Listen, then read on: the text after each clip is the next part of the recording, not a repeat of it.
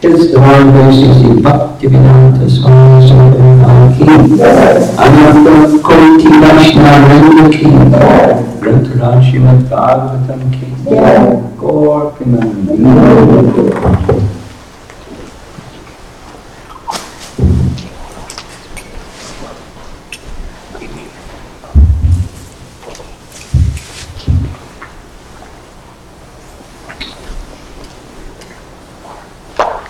Holidays are over. Back to business.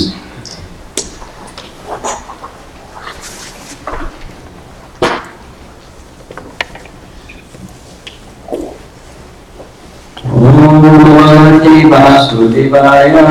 Om Bhagavate Vasudevaya. Om Bhagavate Vasudevaya. Om Bhagavate Vasudevaya. Om Bhagavate Vasudevaya. Om Bhagavate Vasudevaya. Let us chant together, not responsibly, the first verse of Srimad Bhagavatam. Janmānyasyantam bhaya itaratashvateshvavignāsara keme ramandhāni kare muhyati asuradaha tejavamandhargatami namayogyatra sarvamsha dhānyavena sadharastahvam satyam param dhimahi. Translation. Oh, my Lord Sri Krishna, son of Vasudeva, oh, all-pervading personality of Godhead, I offer my respectful obeisances unto you. I meditate upon Lord Sri Krishna because he is the absolute truth and the primeval cause of all causes of the creation, sustenance, and destruction of the manifested universes. He is directly and indirectly conscious of all manifestations, and he is independent because there is no other cause beyond him. It is he only who first imparted Vedic knowledge into the heart of Brahmaji, the original living being. By him, even the great sages and demigods are placed into illusion, as one is bewildered by the illusory representations of water seen in fire, or land seen on water. Only because of him do the material universes temporarily manifested by the reactions of the three modes of nature appear factual, although they are unreal. I therefore meditate upon him, Lord Shri Krishna, who is eternally existent in the transcendental abode, which is forever free from the illusory representations of the material world. I meditate upon him, for he is the absolute truth. So we'll continue, and I believe we'll be able to finish this wonderful purport.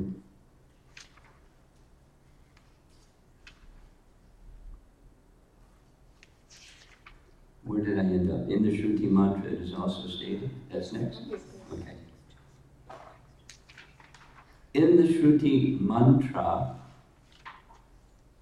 it is also stated that the absolute whole, or Brahman, is the ultimate source of everything. Everything emanates from him. Everything is maintained by him. And at the end, everything enters into him. That is the law of nature. In the Smriti mantra, the same is confirmed. It is said that the source from which everything emanates at the beginning of Brahma's millennium, and the reservoir to which everything ultimately enters, is the absolute truth, or Brahman.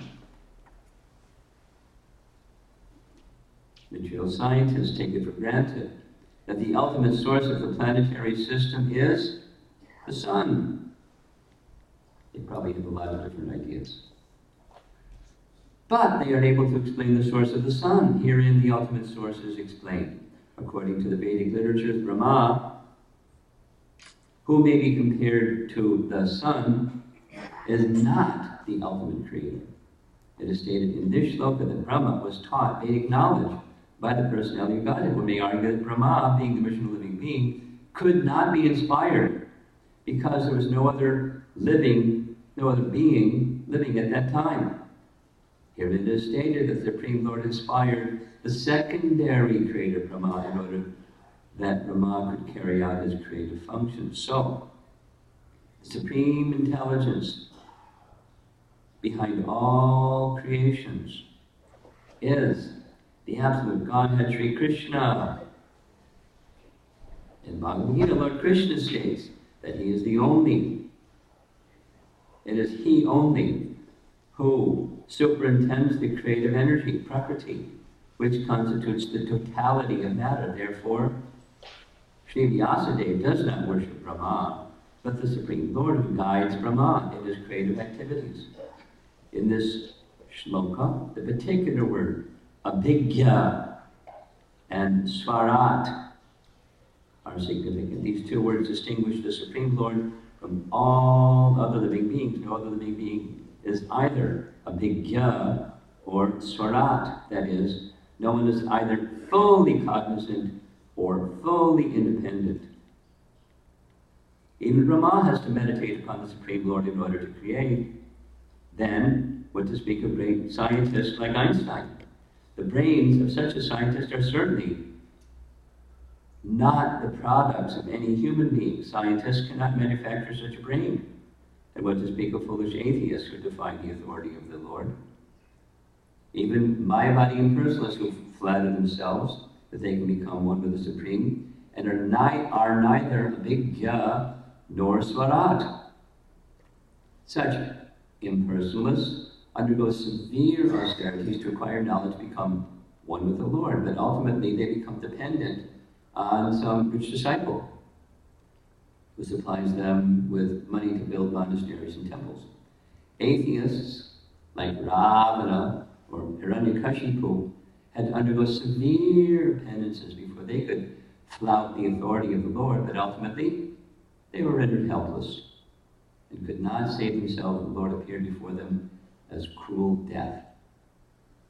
This is also the case with the modern atheists who dare to flout the authority of the Lord. Such atheists will be dealt with similarly, for history repeats itself. Whenever men neglect the authority of the Lord, nature and her laws are there to penalize them. This is confirmed in Bhagavad Gita, the well-known verse, Yada yada hi dharma shaglani. Whenever there is a decline in dharma and a rise in adharma, O Arjuna, then I incarnate myself. Surajamya. So after some foundational message, expanding the Sanskrit of text one in some very primary ways, Prabhupada does what Prabhupada does. He starts getting specific in his application of these principles in persons. How does it impact our faith in persons who say otherwise? So big scholars, impersonalists, atheists, demons. There's still not abhigya and swarat.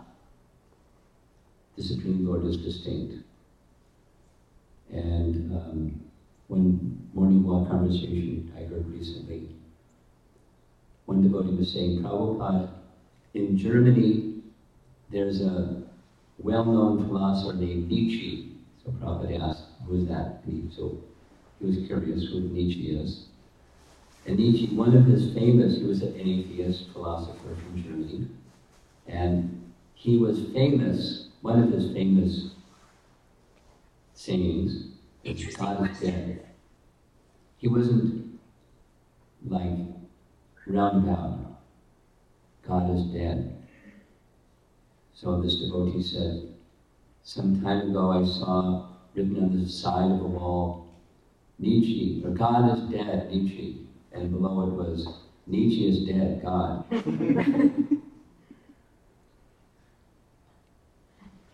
So a philosophical assertion or a speculation or whatever doesn't contain or restrict or eliminate the unlimited.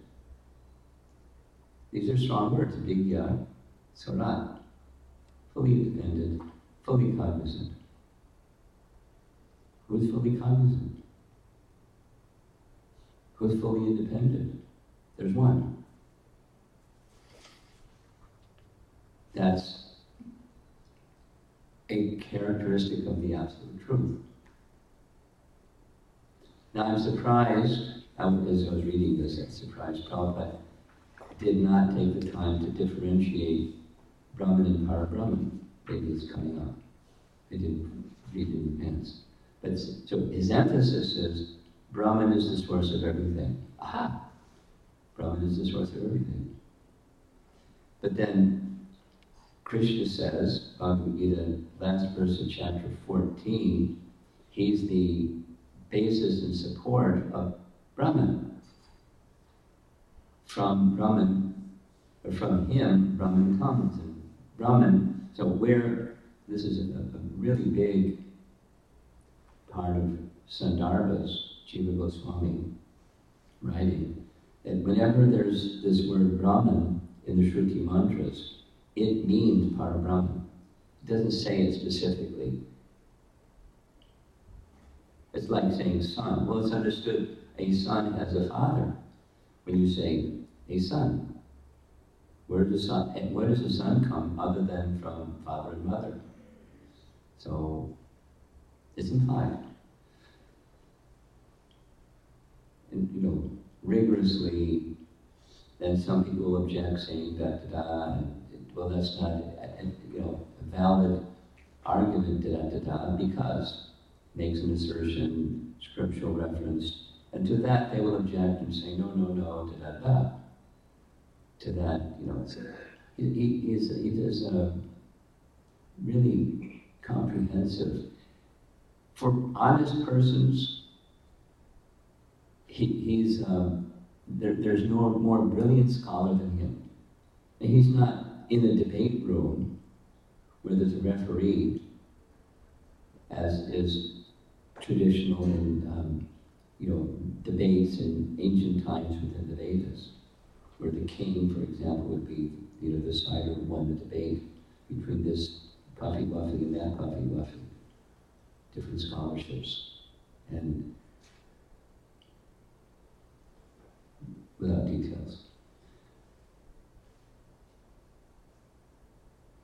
Those things were going on in ancient times. And it's still going on, it's just people are unscrupulous. Even if there was a referee, they won't accept, unless they're victorious. In any case, for the person who really wants to know, Prabhupada is giving us not only the Absolute Truth, but there are persons who have a different idea of the Absolute Truth. What do they say? And where does their bucket have a hole in it? There's no water.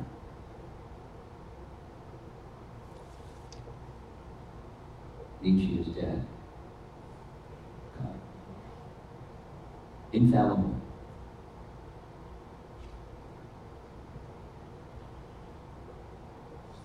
Next paragraph.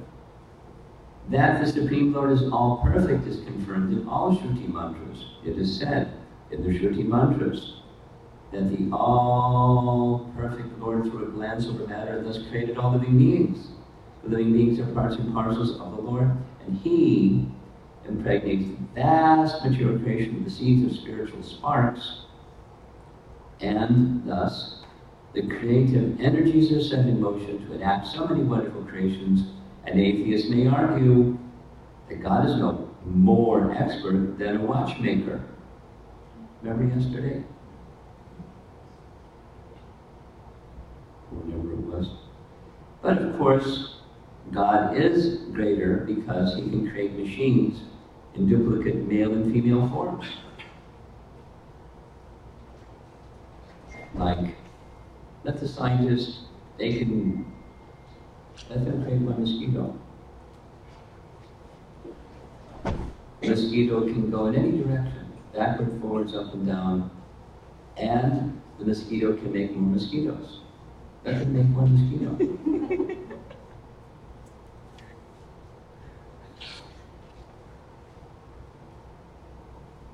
And then comes the post-data shaft. We're working on it. We have robots that can do so many things, and we'll eventually get robots that can make more robots.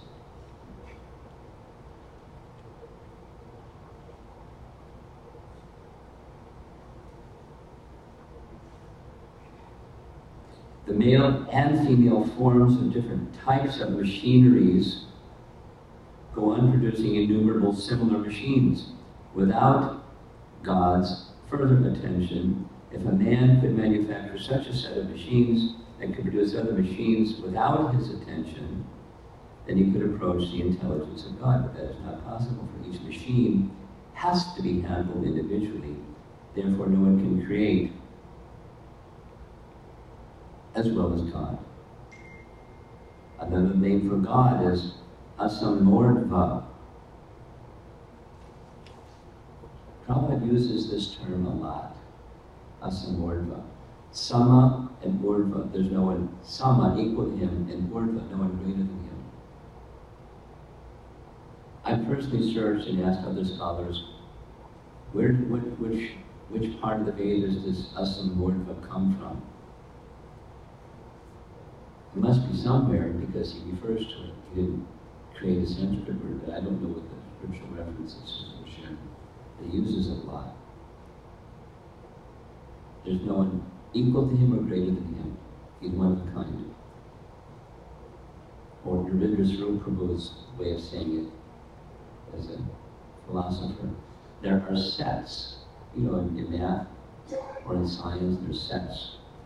And so there's Jiva Tattva, for example. There's how many Jivas? There's Shakti Tattva, there's so many Shaktis. And there's Shiva Tattva, there's only one, but he expands. And there's Vishnu Tattva, and it's a set with only one. Now that one expands, but there's only one. Those expansions are that one. Anyway, there's only one Asamordva. Then it gets bewildering. I mean, just like in the text, he's the son of Vasudeva, and next, very same line, and he's all pervading. Oh, wait a minute. How can it be the son of Vasudeva? Because the son of Vasudeva is the son of Vasudeva. He's not all pervading. But his expansion, or expansions, such as the Paramatma, or Kshirodaksha Vishnu, he's all pervading. He's all pervading in a number of ways, but that's in a personal sense. But so he's all pervading by his energy, he's all pervading by Brahman, he's all pervading by Paramatma. He's multiply all pervading, and he's fully independent. And he's one with the son of Vasudeva.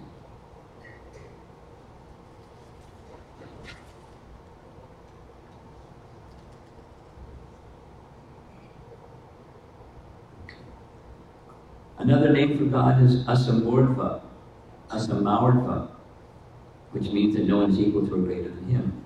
Param Satyam, or the supreme truth, is he who has no equal or superior. This is confirmed in the Shruti mantras.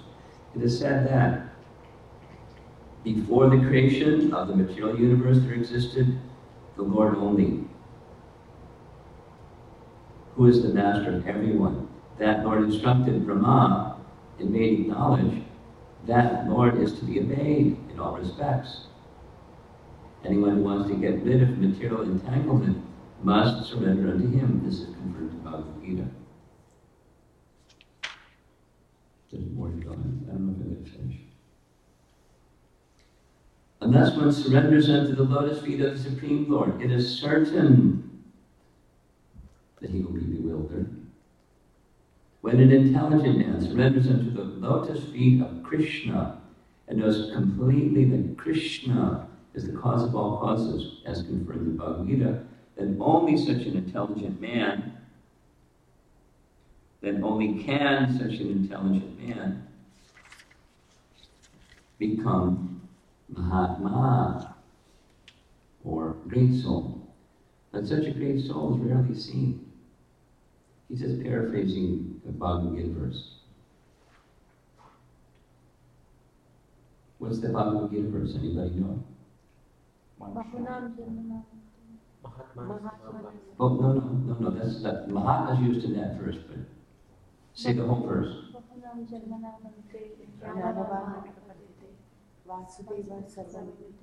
Sa Mahatma Sadurlabha. After many, many births and deaths, Bhunam Jananamante, Gyanavan Mam Prapadyate. One who actually has Gyan, what do? You surrender to the source of everything. But very rare. There's another verse that says it's very rare. Many persons, out of many, many, many persons, hardly one strives for perfection. Of those who achieve perfection, hardly one knows me in truth. What's that verse? One at a time. Say, Manushanam. Yatatam. Kaschin mam veti tatvataha. So, to know, just like the Brahma Bhuta verse of Bhagavad Gita, Brahma Bhuta, Prasanatma, so that means one who has realized they're not the body, but they're Brahman. And when you realize you're not the body, you have one, but you're not the body, then Sochati and Kamsati, hankering and lamenting, are over. Say it negatively. How do you know when somebody's self-realized? Hankering and lamenting are over. It's a symptom. But that's incomplete. And until it becomes complete, then there's a chance of coming down, because there has to be shelter. So of those who are self-realized, hardly one knows me in truth. So how do you know Krishna in truth? Only through devotional service. It's really a well-composed text, isn't it? Krishna is the author, or Vyasadeva. Some Mayavad scholars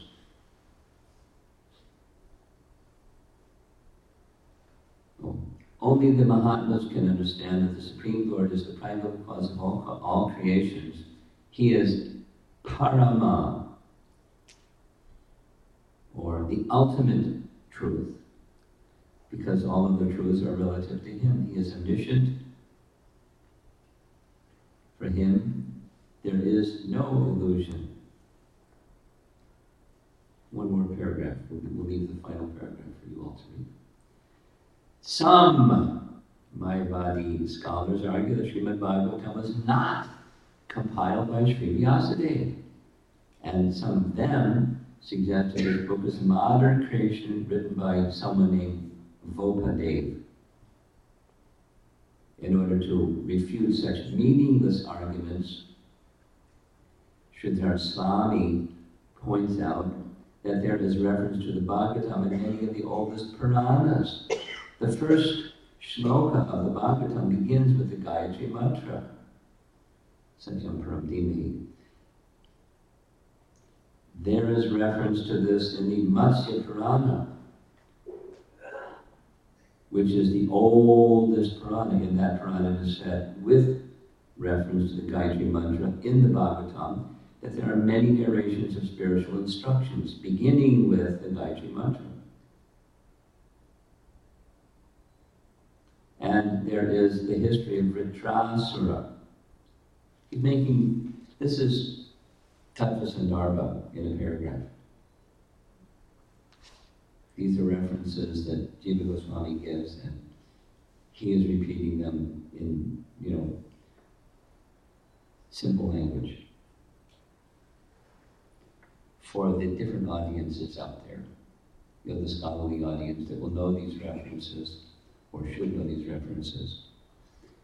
And the general public, wow, this is authoritative. They don't know the reference, but it's so.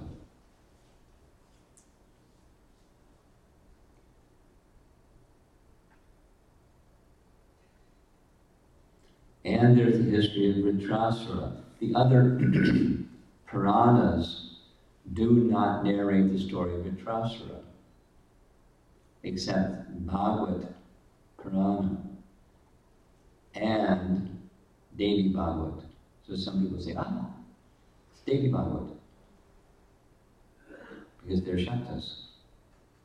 Devi Bhagavad, that's the superlative one. There's other things that are said about Bhagavad Purana that are not within Devi Bhagavad. So, anyone who makes a gift of this great work on full moon day,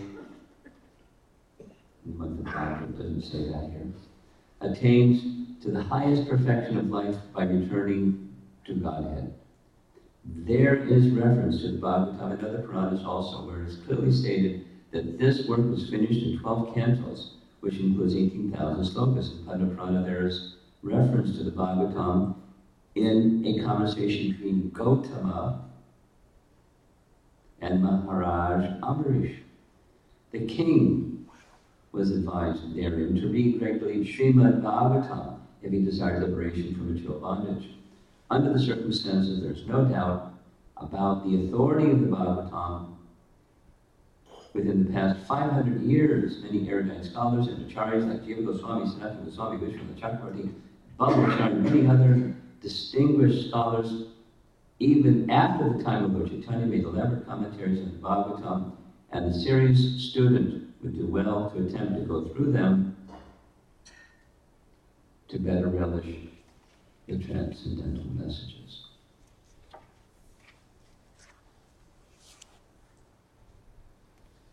Now, Prabhupada could have written a whole book just on the first canto, chapter 1, text 1. And he took the main points and within the text and gave some elaboration or illumination on them.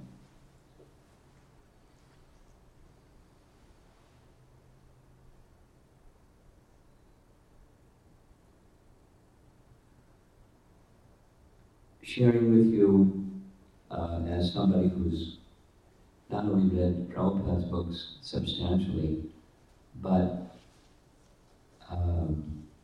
purposefully, and with some reasoning behind it, not just looking for something else, the writings of our acharyas, that is to say, the writings of our founder acharya are the transparent transmission of the writings of previous acharyas, because it's important that the present teacher is simply representing transparently the previous teachers.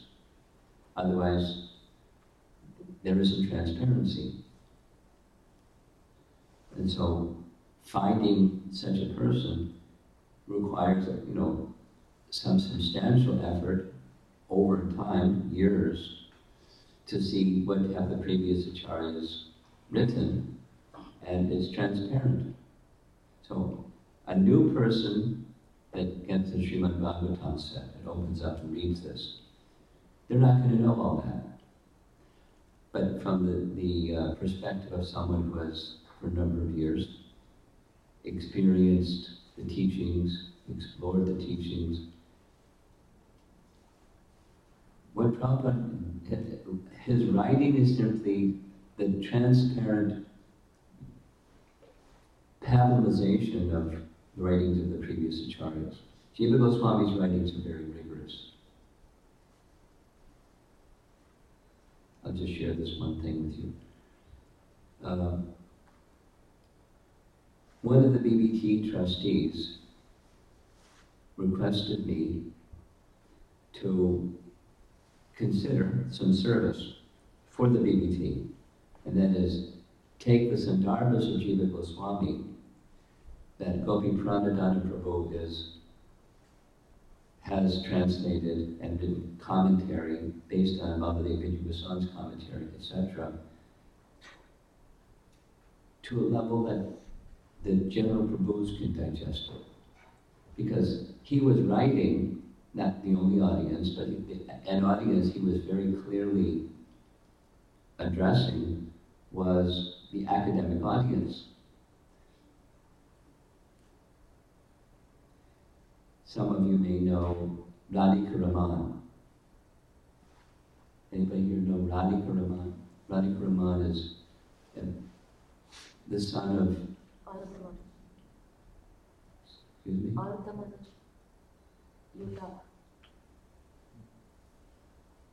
Yes. And he's a professor of philosophy. And his PhD thesis was on 3 or 4 verses from Paramatma Sandarbha, a whole thesis. So he's very knowledgeable, not just those 3 verses, 3, 4 verses, but the whole of the Sandarbhas. So he was giving, I heard several of his classes on the Sandarbhas, and he was explaining that, like as scholars know how to do, very detailed, very precise, very specific. Jiva Goswami's audience was scholars, and scholars of his time don't exist today. But scholars of his time, they knew all kinds of things. And so he didn't even have to make reference to where it came from. He would just make a statement. And scholars of his time would know. So he wrote in that way, without, a 15-minute explanation of, for example, da-da-da-da. Well, it's just, in his writings, Jiva Goswami uses tvam a lot. Tvam is a term that means having the quality of. So, seeing it again and again and again, Radhika Raman was curious. Why? Not what does it mean, but why did he use it again and again? So he asked one of his friends, who was doing PhD also at the same university, do you know why? And he said, oh yeah, that's one of the logics, that's one of the principal foundational terminologies of Nyaya. Nyaya is the system of logic. So Nyaya doesn't rely on descriptive succession, it relies on logic. And so a terminology that was used consistently in Nyaya was tvam. Because then you're free to do whatever you want with that one, having the quality of something. So having logic power from the use of tvam, he would use it. Then he gives some other examples without really technical. But Jiva Goswami didn't explain it. Because his audience was people that already knew. Without going into detail. His audience was way up here. Gopi Pranadhana's audience was modern scholars that aren't way up there, but they're here. And so he was presenting commentary that addresses the scholars of today. So I've been asked, can you pablamize, maybe using that term, but write something that the devotees, the generic ISKCON devotees of the world can grasp. and language and terminology that they can relate to. And then once it's there and it's approved by the VBT, whatever their system is, they can then make it available in other languages. That's a big responsibility.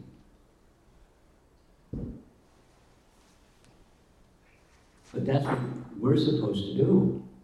I mean, not necessarily write a book on something, but we're supposed to be able to represent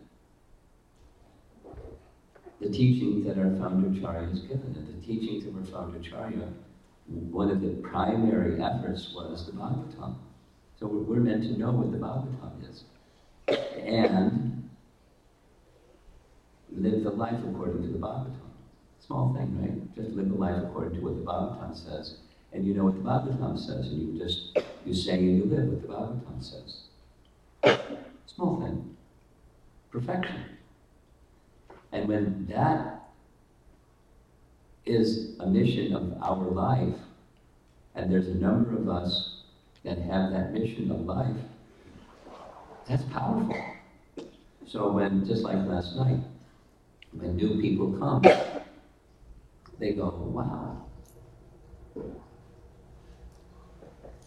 Instead of, I like the teaching, but I think I'm going to stay away from these people because...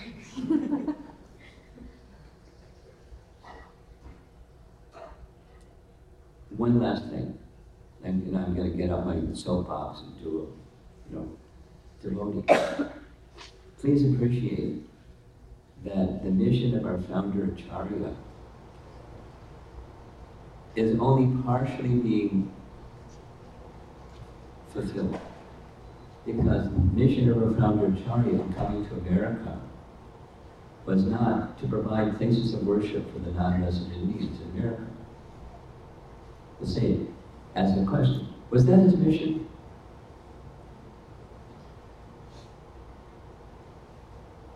Non-resident Indians in America are now becoming Americans, so that's fine, fantastic. You're as American as I am. And what's the percentage of people in Naperville that are non-resident Indians compared to all the other populations in Naperville?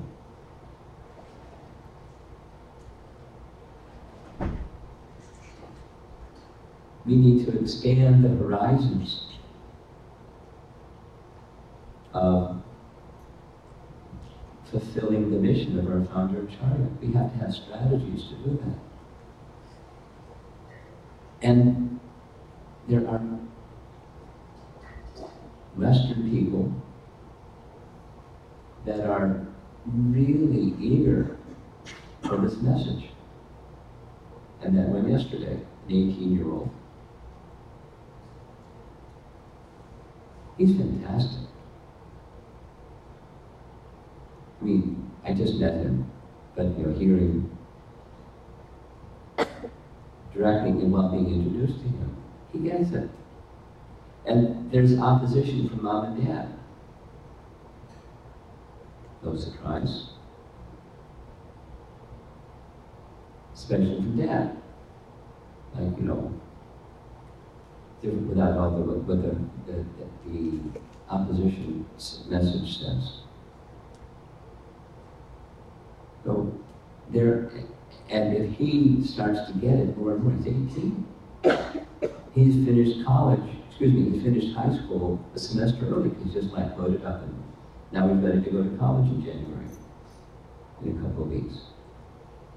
He's bright. His light's on. He wants.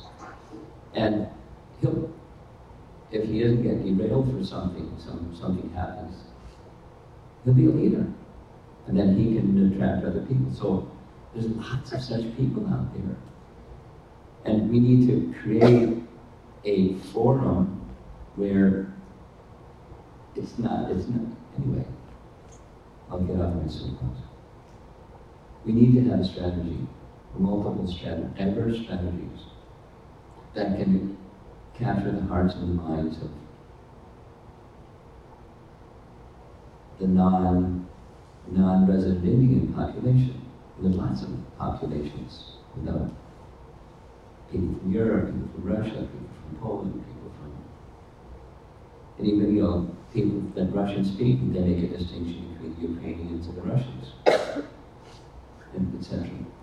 Lots of such audiences. So we need strategies. So our hearts have to be open, as was Prabhupada's when he came to America for the mission of the spiritual master. And we need to be instruments for that mission. Doesn't mean we stop other things. It means we have to have strategies for that population to watch it grow. If that happens, watch it grow.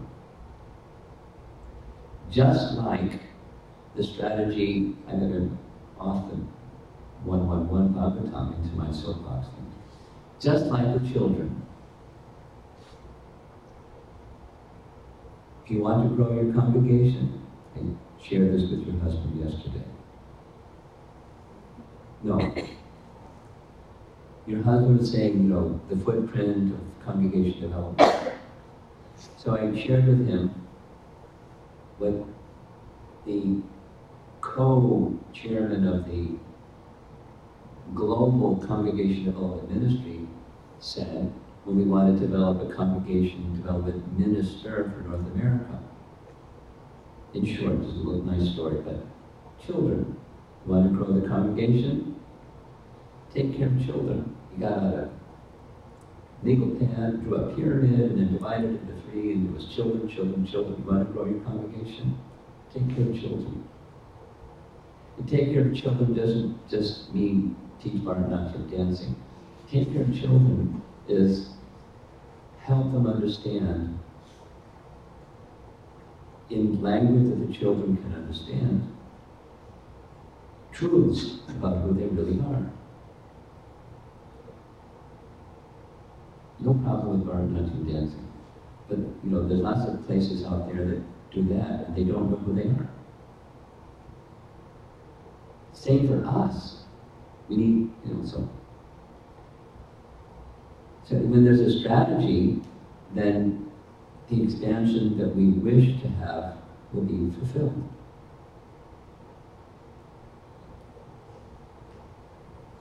I've heard it from the devotees in Alachua. One of the reasons the devotees from all over the country and even beyond all over the country go and live in Alachua is not just to retire because it's a place of retirement. Florida's a place for old people. They retire in Florida. It's young people with their children because they have multiple options about school. I'm not saying hurry up and make a school. I'm saying if you want to grow the... But while doing that, don't just make it for non-resident Indian children. The elements need to be for everybody.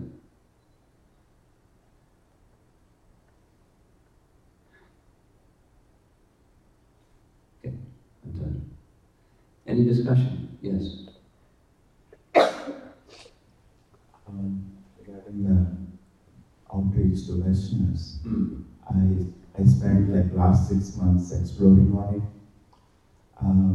Something that came to me when I also approached some senior devotees, like what's the approach and all that. It all came like not very encouraging because there are many factors. Factors in the sense like it all seems like the whole team has to be focused in that direction. For example, if Vaishnava come to the temple, how we present our place, how we present our culture, so many variables. So I'm just thinking, if management and everyone is in one place, with the mission, if there is someone who can come and give a plan or training, 2-day session, something like that. What are the ingredients? What are the things we need to prepare ourselves, or how do we go next step? Okay, I don't want to get into a strategic planning dialogue in Bhagavatam class. But because you responded, thank you, I suggest 2 things. That the Naperville and Chicago temple centers brainstorm together, because they're already brainstorming. And if there's synergy between this and that center, then likely the direction will be more effective. Now, it doesn't have to be, a cookie cutter model in both places, but at least sharing. And second is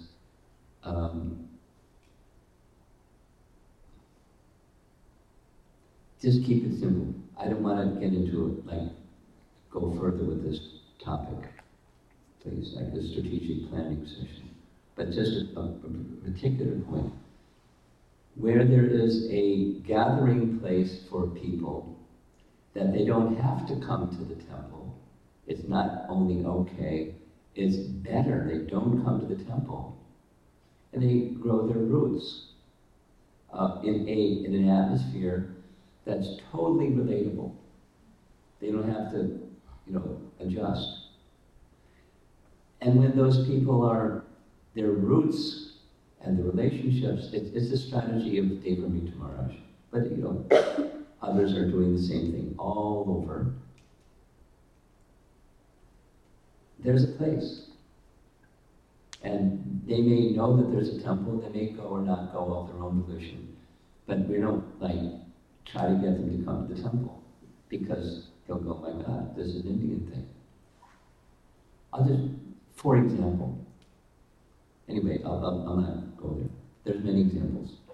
People that already have some appreciation, Western people, and they come, I'll say it, during this past Memorial Day retreat, there were some students from Atlanta and some students from Boston.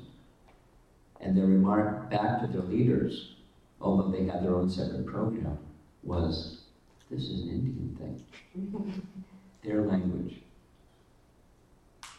90% Western people, or non-resident Indians, some non-resident Indians, but largely otherwise, by design.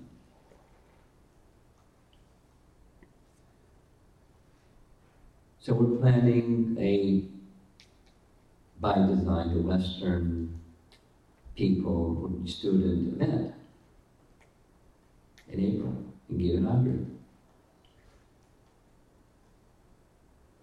They need a venue that's relatable. The deity tour is going to be closed. And then when it's necessary for the deity doors to be open without the detail, they'll go over to the yoga studio. Prabhupada's going to be there on the ISKCON when they go in the temple room. And that's here we are in Dodis, and at least I'm going to be in Dodi and Tilak. The others are going to be not. Anyway, a gathering place that's their place. And so there's different applications and how that might look, and who, and so forth. But a strategy. And it doesn't require a whole. It requires a person that has that vision, and they gather people around them that can share that vision, and we just respect the vision and support them in whatever ways. Help make next prasadam that, is palatable to the Western palate, not to this and that, and so on, and so on, and so on, and so on. With activities that are relatable to them, to gradually. Okay, something other than Western outreach, any discussion? Okay. Yes. Hare Krishna. Hold it this way. Thank you. Some of us have teenage kids. Some of us have Teenage kids. teenagers. Difficult phase. 13 to 18, and we starting to introduce them to services and things like that, right? Fine. Some are not practicing, meaning not chanting. Some are not into Krishna consciousness. So, how can you give us a list of things that maybe some of those we can Keep it follow? right in front of your mouth, I can hear you better. Not move it around with your... Okay. Okay. Sorry. So can you give us some instructions where not everything we can follow, but at least some we can start. That they This is a start. parenting question. Mhm. Parenting questions can take hours. I don't mind responding, but I don't want to go into a parenting discussion because it can take hours. And it's not unimportant. It's just not easy to resolve.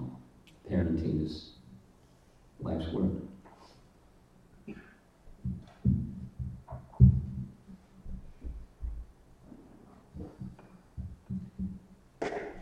I'm a believer. I've seen bad results when there's pushing or an expectation from parents that it should look like this without respecting the personality of the dependent child, the teenager.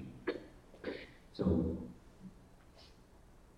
the investing of values in parenting takes place up to teenage. Not that your work is over, but that's the time that you can impart values.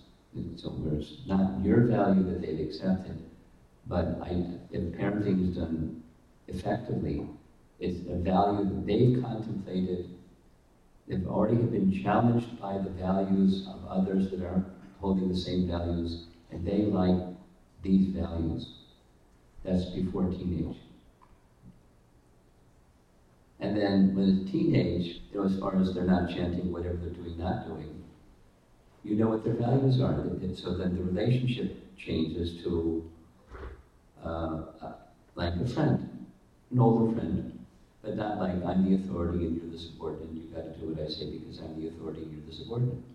These are our house rules. Some parents do that. So and it's not exactly a negotiation from authority to the subordinate, but it's a relationship of affection and holding faithfulness to the values. And so, anyway, find out what, just like a teacher does, a parent can do. What does the student like? The teacher says, he likes science. Great. Here are some resources that can help you explore science. You like art. Great. Here's some resources that can help explore art. You like music. Great. Here's some resource that can help you explore music. That's what teachers do with students. So parents can do with their children. What are things that you like? If something crosses a value, then, you can have some discussion, but, you want to encourage within the boundaries of value. But, their value, tell them this is our family value. So anyway, the language changes, the dynamic changes. So same with spiritual practice. You find what it is that they like. Most children like kirtan. Fantastic, here's some resources. And then as the kirtan spirit grows, then transmission of spiritual value within kirtan, not just the musicality, the social buzz that comes from hanging out together and doing music together. Because that goes on outside of Krishna consciousness. Music is life for young people. All kinds of modes of nature are out there with music. And ours is conscious music. But, it has to be encouraged. So then whatever are. And if in the home, the adults in the home are loving and exemplary in their, whatever it is, chanting and careful with offering food and speak respectfully, not only to the children about others. You know, you're teaching by example. And that will help nourish. Character helps nourish attraction for spirituality. Spirituality helps build character. So, this is a parenting topic. Big and important topic. Some things. It's a principle. See where the interest is and provide resources for that interest. And keep the relationship open, not judgmental. Something besides outreach and parenting. Yes. Over here. The text. Yeah, reach out and take the microphone. The text in the Shruti Mantra, the paragraph, it is said the missionary reference to the missionary. Don't hold it like this. Hold it like this. Small thing. Okay.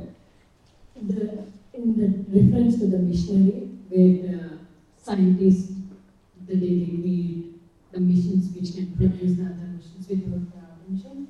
In that there is a reference of one line says, therefore no one can create as well as God. No one can create as well as God. Right. I didn't quite understand. Well, it's a small point.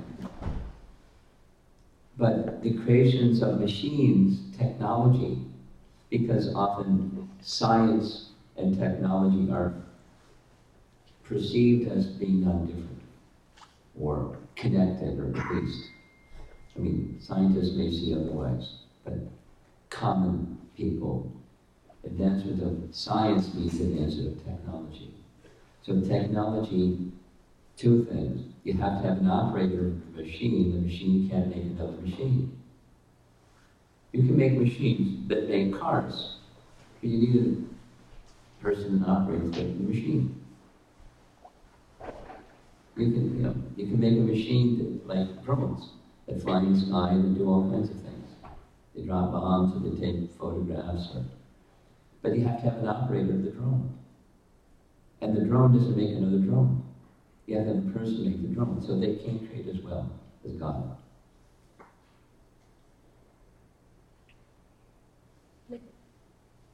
Not as well as God means God cannot create. God can create entities that have male and female. That was the previous. And then the male and female arrangement produces others of the same species. That's God's capacity that scientists don't have, specifically in terms of creating. They're little Ishwars, but they're not Parameshwara, in short. Is that right? You have to think about it. Okay, you think about it. Yes? Hare Krishna. Yesterday you mentioned sufferings keep coming because we are attached to the root of those Yes. cause of suffering or Yes. something.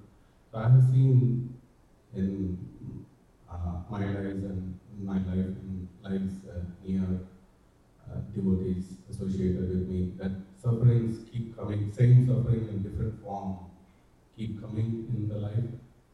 So how do we identify what the root cause is? Well, Scripture tells you see through the eyes of Scripture, Shastra Chakshus, or Jnana Chakshus. So the root cause is ignorance. And the root of ignorance is ignoring Krishna. That's the root cause. If you want to remove the suffering, you have to remove the ignorance. Because ignorance then obliterates who you are, who Krishna is, and then you start seeing things as being real that aren't real. Maya is the byproduct of ignorance, or ignoring Krishna. So that's the root. So then how can I, and those very dear to me, restore our remembrance of Krishna instead of forgetfulness of Krishna? By the hearing process, done qualitatively. Read Nectar Devotion text 7 a number of times. And all of the whole Festival of Inspiration topic was on that verse. And Rupa Goswami says, by carefully chanting, that disease of avidya is eliminated.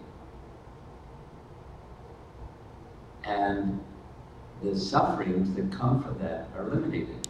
Now, it doesn't mean your body doesn't get old and have aches and pains, you don't die.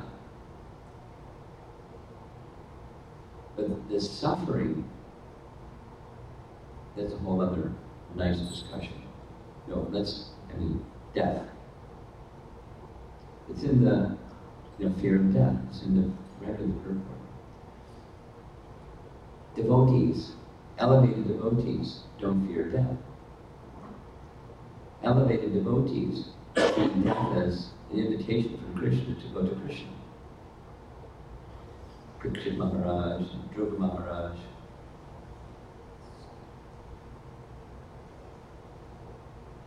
There's not fear. It's not just because they're Brahman realized. Socrates was Brahman realized. But where was he going?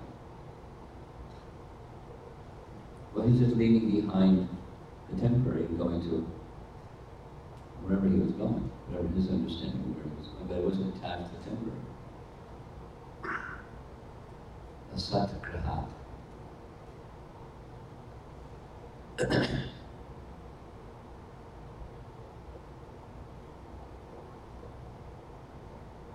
So then as the cleansing of the mirror of the mind proceeds, then we can start seeing reality with a capital R, or truth with a capital T, or self with a capital S.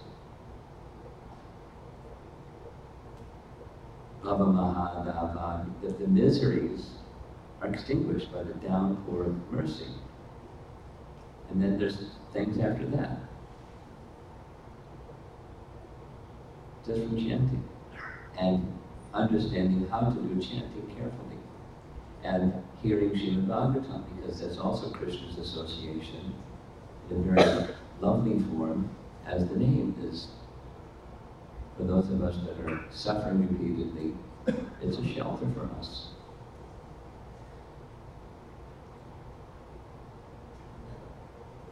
Some of them, they understand, they also, regularly read Srimad Bhagavatam, they are studying Nectar Devotion, Klesha, they understand all those concepts. It's more about the practical application. So I have heard, tell me the root cause, tell me this one thing, don't tell me keep chanting, chant better. Tell me what should I do? I got the preamble. What's the question? Just the question part again? The sufferings, the same sufferings keep coming in different forms. Yes. And they recognize it, that yes. They? Recognize it. You recognize or they recognize? Both. Okay. We recognize it that this suffering is coming and this is the same suffering coming in different forms. Therefore. So, tell me that, practically tell me what is the cause of this? So, I answer. yes, ignorance. It's ignorance. The soul is not suffering.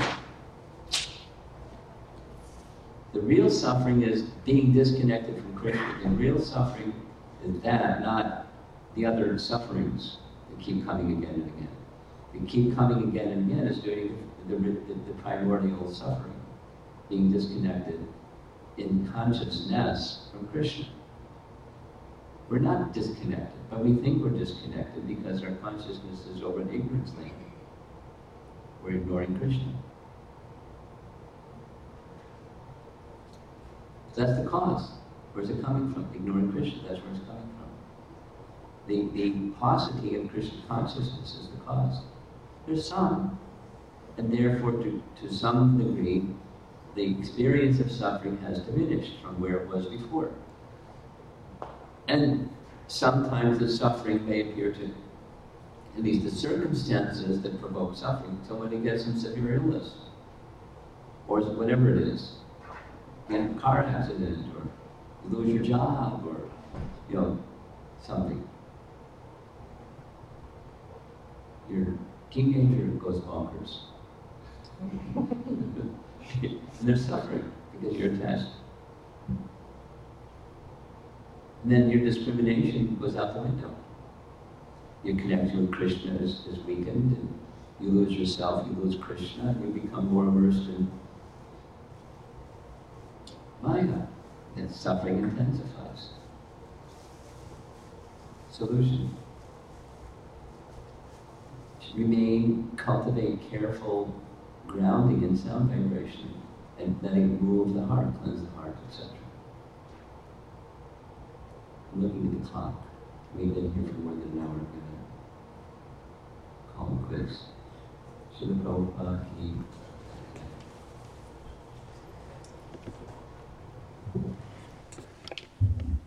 ki